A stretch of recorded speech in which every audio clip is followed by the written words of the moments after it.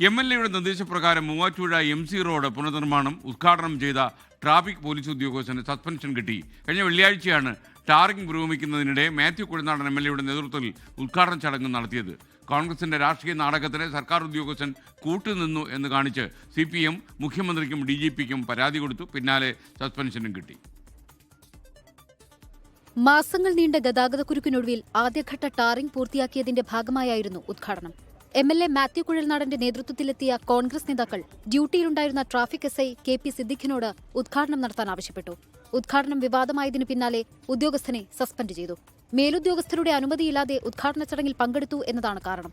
തിരഞ്ഞെടുപ്പെടുത്ത സമയത്ത് MLA നടത്തിയ രാഷ്ട്രീയ നാടകത്തിന് പോലീസ് ഉദ്യോഗസ്ഥൻ കൂട്ടുനിന്നെന്നാണ് CPIMന്റെ ആരോപണം. ഒരു സ്ഥലത്ത് തന്റെ പൊട്ടത്തരങ്ങൾ വിളിച്ചു പറയുകയും തന്റെ ബലഹീനതയും തന്റെ പോരായ്മയും മറച്ചു വെക്കുന്നതിന് വേണ്ടിയിട്ട് ജനങ്ങളെ പറ്റിക്കുന്നതിന് വേണ്ടി ഒരു ഉദ്ഘാടന പ്രഹസനം നടത്തിയ മാത്യു കുഴൽനാടൻ്റെ MLA ഫണ്ടല്ല, സ്റ്റേറ്റ് ഗവൺമെൻറ്റിൻ്റെ ഫണ്ടാണ്.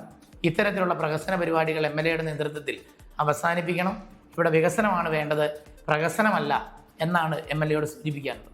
എന്നാൽ വൻ ഗതാഗതക്കുരുക്കുള്ള മൂവാറ്റുപുഴ നഗരത്തെ കൃത്യമായി നിയന്ത്രിച്ച ഉദ്യോഗസ്ഥർക്കുള്ള ആദരമായിരുന്നു നടപടിയെന്നാണ് MLAയുടെ വാദം. ഈ കഴിഞ്ഞ 5-6 മാസക്കാലം ഏറ്റവും കൂടുതൽ ട്രാഫിക് ബ്ലോക്കിന്റെ പേരിൽ, ട്രാഫിക്കിന്റെ പ്രയാസത്തിന്റെ പേരിൽ അതിന്റെ യാതന അനുഭവിച്ചതും അതിന്റെ വഴക്കും വിമർശനവും ഒക്കെ കേട്ടതും ട്രാഫിക് പോലീസുകാരടക്കമായിരുന്നു.